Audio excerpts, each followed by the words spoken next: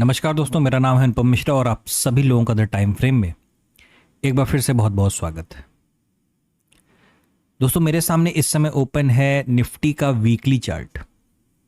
इस weekly chart को अगर हम लोग देखें दोस्तों, तो हम लोग काफ़ी दिनों से ये बात कर रहे हैं कि निफ्टी हमें एक पैटर्न क्रिएट करने की मतलब क्रिएट करके दिखा रहा है। ठीक है ना, मतलब उसकी कोशिश है कि वो उस पैटर्न को कंप्लीट कर ले, जिसका आधा हिस्सा, आधा से भी कम मतलब एक लेफ्ट शोल्डर और कहीं ना कहीं यहाँ से एक हेड की तरफ वो बढ़ रहा है। और वो चीज़ हमें यहाँ पे देखने को मिल भी रही है। तो जो उसका पहला पड़ाव या उसका पहला टारगेट लेवल होता है, यानी जो लेफ्ट शोल्डर का स्विंग होता है, वहाँ तक का जो उसका टारगेट है वो उसने ऑलरेडी आज अचीव कर लिया है।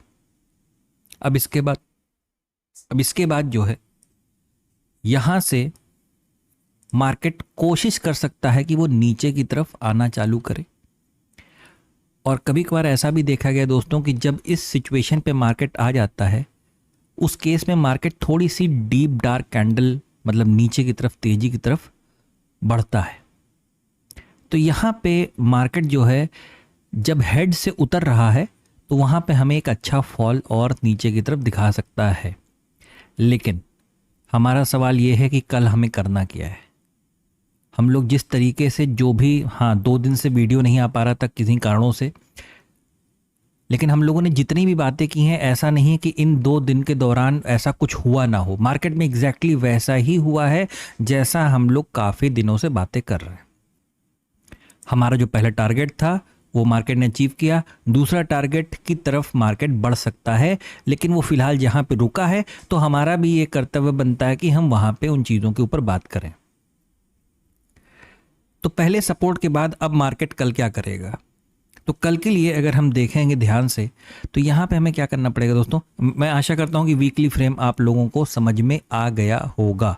ठीक है, नीचे का ये जो हिस्सा बाकी है बनने को, बन भी सकता है और नहीं भी। ये हमेशा मार्केट में ये दुविधा बनी रहती है कि ये चीज़ हो भी सकती है और नहीं भी। ठीक है, लेकिन अमूमन मार्केट पूरी कोशिश करता है अपने पैटर्न को क्रिएट करने की। ठीक है, चलिए डेली फ्रेम पे चलते हैं। डेली फ्रेम पे यही चीज़ हमें किस तरीके से नज़र आ रही है, यही चीज़ हमें एक बहुत ही प्यारे एम पैटर्न के तरीके से नज़र आ रही है। देखिए आप ये चीज़।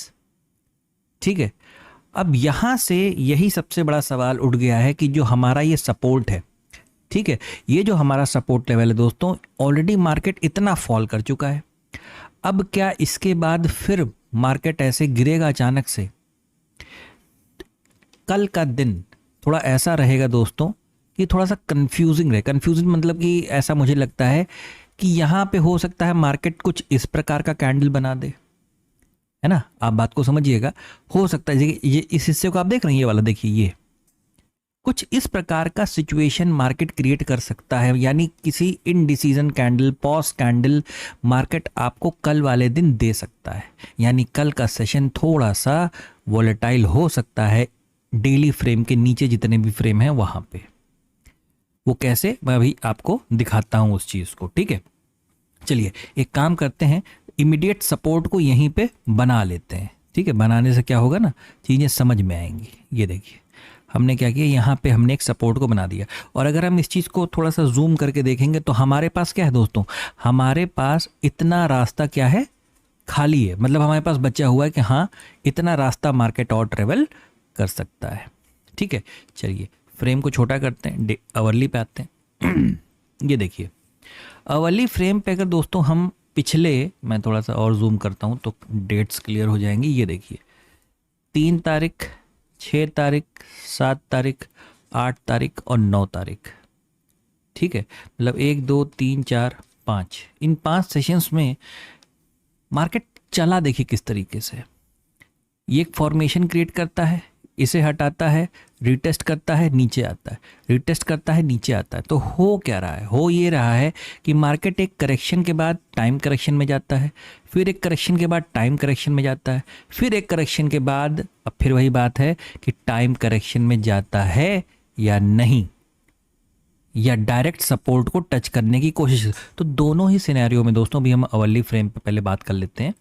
ठीक है, दोनों ही सिनेरियो में क्या है ना कि मान लीजिए आज का ये हिसाब किताब देख के लोगों ने सोचा होगा कि अरे भाई अब मार्केट बचेगा नहीं, निकल नीचे चला जाएगा बहुत ज़्यादा, तो क्या करेंगे, पुट की पोजीशन लेके चले जाएंगे, फ्यूचर शॉर्ट करके चले जाएंगे, कॉल शॉर्ट कर देंगे, है ना, यानी सेलिंग की तरफ बैठने की कोशिश चालू कर देंगे। जो माल बचा है बेचो और निकलो, ये वाली सिचुएशन आ जाती है। अब इस केस में क्या, इस केस में यहाँ पे मान लीजिए एक गैप डाउन ओपनिंग हो जाती है, एक गैप डाउन ओपनिंग होती है, ठीक है। तो गैप डाउन ओपनिंग होने के बाद ऑलरेडी मार्केट जब इतना ट्रेवल कर चुका है, वो गैप डाउन ओपनिंग के बाद इसको यहाँ से दोबारा सेल करना मेरे ख्याल से ठीक नहीं होगा, ठीक है। अच्छा, या तो मार्केट फ्लैट ओपन करे, तो शायद फ्लैट ओपनिंग के बाद हमें सपोर्ट तक के रास्ते देखने को मिल सकते हैं। बात को ध्यान से समझिएगा दोस्तों, सपोर्ट तक के रास्ते हमें देखने को मिल सकते हैं, उसके नीचे नहीं, ठीक है। जो अभी मैंने आपको बताया ना कि एक गैप डाउन ओपनिंग हो जाए, बात को समझिएगा, एक गैप डाउन ओपनिंग यहाँ पे अगर हो जाए, तो मेरी नज़र पड़ गई इस तरफ, अब आप देखिएगा यहाँ पे एक गैप डाउन ओपनिंग तो हुई थी, है ना, यहाँ से एक गैप डाउन ओपनिंग हुई और उसके बाद मार्केट यहाँ से ऊपर की तरफ चला गया। तो यही सिचुएशन दोस्तों मार्केट ट्रैप करने के लिए लोगों को ना, जैसे कि आज क्या है, लोग पुट को बाय किए होंगे, फ्यूचर्स को सेल किए होंगे, कॉल को सेल किए होंगे। अब इस पूरे हिसाब किताब को मार्केट भी चाहेगा इसको बिगाड़ दें, क्योंकि मार्केट हमें ट्रैप करने के लिए, ना कि मुनाफे के लिए। मुनाफा तो हमें लेना पड़ता है मार्केट से, ठीक है ना, पेशेंस के साथ, डिसिप्लिन के साथ हमें कहीं ना कहीं मुनाफे को लेना पड़ता है।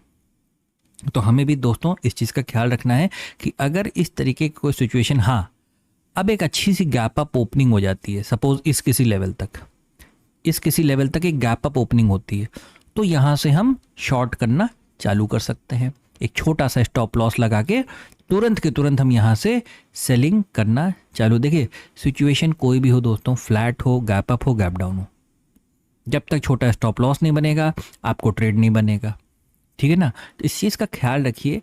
भले मार्केट में थोड़ा वक्त बिताना पड़ जाए, ज़रूरी नहीं कि पहले ही घंटे, पहले ही मिनट, पहले ही सेकंड आपको मार्केट सौदा दे ही दे, ठीक है।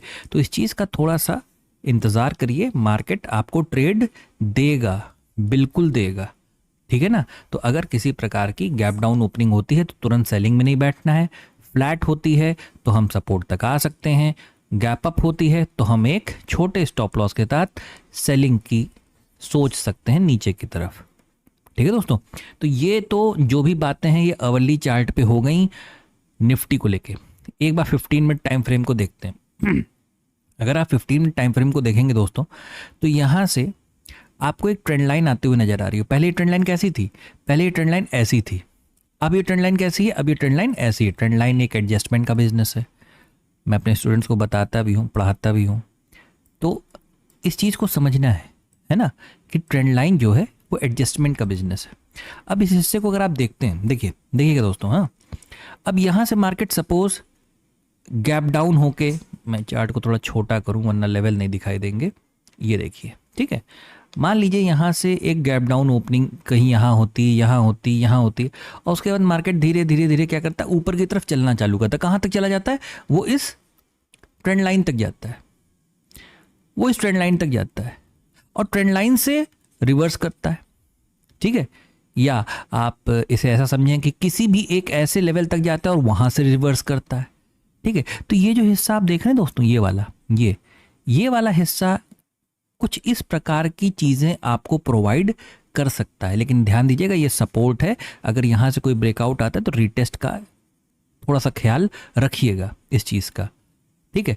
तो ये सिचुएशन भी हमें देखने को मिल सकती है कल की डेट में। यानी ये जो पूरा हिस्सा है ना, ये वाला, ये जो पूरा जोन क्रिएट होगा, ये बहुत इंपॉर्टेंट होगा।